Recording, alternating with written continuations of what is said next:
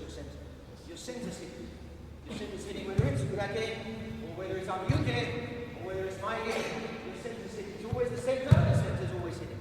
Okay? So make sure you don't kick with your foot, punch with your hand, or through out. So for example, I don't bring my foot back and then swing it forward. I squeeze everything up so the weapon collapses into the 1 point while the pivotal joint goes forward. Yeah? In the same way, I don't bring this back and then bring it forward. In other words, my emphasis is not on the arm.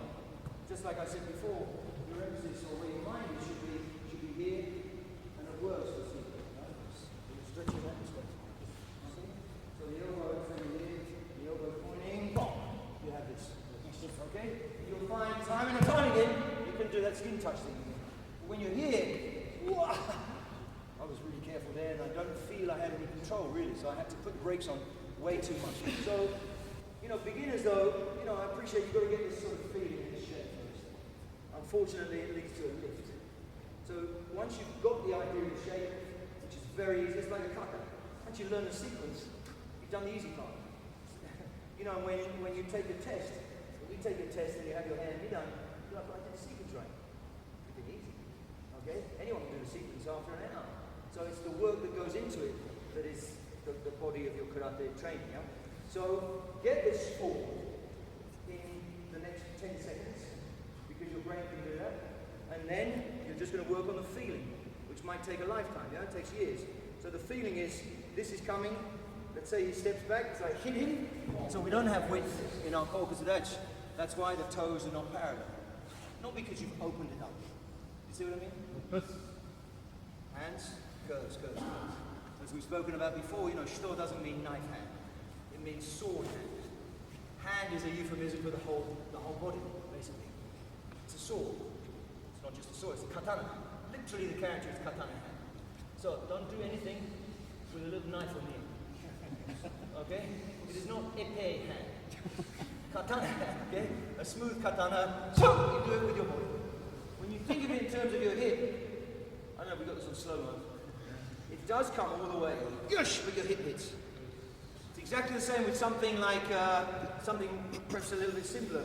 From here, I'm going to punch him in his solar plexus. But if I go with my hand, oh no, I'll just do it up here. No, but if I go with my body, no, it finds the line. It has that intuitive sense. As soon as we're doing kumite, you've changed everything, because the kumite mind means this, and the kihon mind means this. Big mistake, yeah? Be cool. Boom! There's that mind. He's bouncing around, I'm not bouncing around. I'm doing my kihon and the kumite mind. Make sure you can cross over with those things. Otherwise we're doing 3 different disciplines. Yeah? And again, we pay lip service to the idea that kihon kata, yes, they all support each other. No, they don't if you have a different mindset for each one. You infuse kumite into everything you do. Infuse the principles of movement into everything you do. And then you have everything. Yeah? Okay? So when you're under pressure, everything's coming through your center, and then you're sprouting forth for your technique, yeah? So I really want you to have this kind of locked in. So this kind of squeeze completely in, coming to your elbow to elbow, you might have heard me mention it. Elbow to elbow, they're touching. Not like this, don't break. Okay, we'll talk about this in a minute, but from here like this, for now, this might not speak to you. You're all black belts, you go, well, I don't do karate like that, I do it like that. That's fine. But for now, just try. Just try. This connection point, yeah? Also, people like this, you're squeezing your inner thigh muscles, which is great, is what you want to do. Like by black belt level, maybe you're just moving directly in, or still creating that inner thigh muscle squeeze. That's fine. But for now, I really want you to get that knee-to-knee position. Having correct time. So completely making maybe this preparation point and everything's coming in, it's nice, everything, and then you're releasing your hands to the side. So having this kind of disconnected hand movement. Just your hand. You're just blocking with your hand. No matter how much you speed that up, no matter how strong you do it, you are literally just blocking with your hand. So you might as well just do this. Understand? I want you to try to feel that connection. So as you're going through your movement, everything's finishing at the same time. Everything's driving in. No matter how fast you do that, it's still, that's what I want you to fight against. This is weight training for your hips.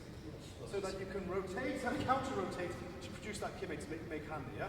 So that is about timing. That is about weight, like about control of your hips and timing of your hips. So don't do it fast bad. Fun enough, it's still bad.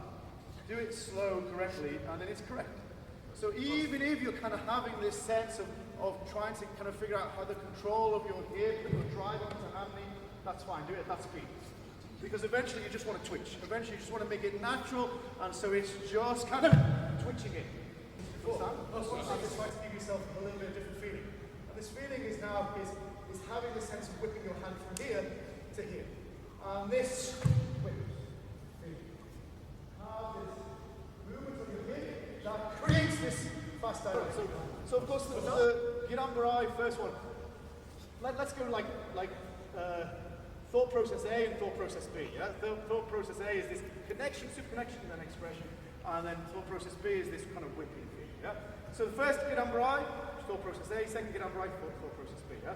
So have this connection, yeah? Have this feeling of coming down and stopping and driving it, like completely connected through. And then, of course, you're punching. Then from here, have this whipping. Understand? It's just those. Relax, loosen up this arm. As your center moves, it affects your leg, it affects your hand, and you are all whipping your technique out. This, of course, you're just setting your center, and feel that almost elbow to hip connection. Your hip is driving your elbow, which forces your hand, thrusts your hand in, yeah? But this one, whip. This, whip feeling. And this whip feeling. And try. Move from your center and that counter rotation, so you are whipping this in. Next one, you go through your center. Dialing that stance to where it's going.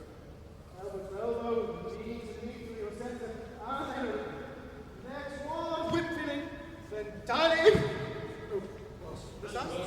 Videos of Asai Sensei, Masai Dai. His last movement of Masai Dai, he was very much kind of this whipping in, and his stop would be like this. And then from the very same school, this very same kind of dojo, like Kagawa Sensei, you know, and the whole of that line is very much kind of contract and release. This release of the hips, yeah? One is complete connection release, one's whipping, and one's on the other. How does that happen? Yeah, well, because the principles are exactly the same. Understand?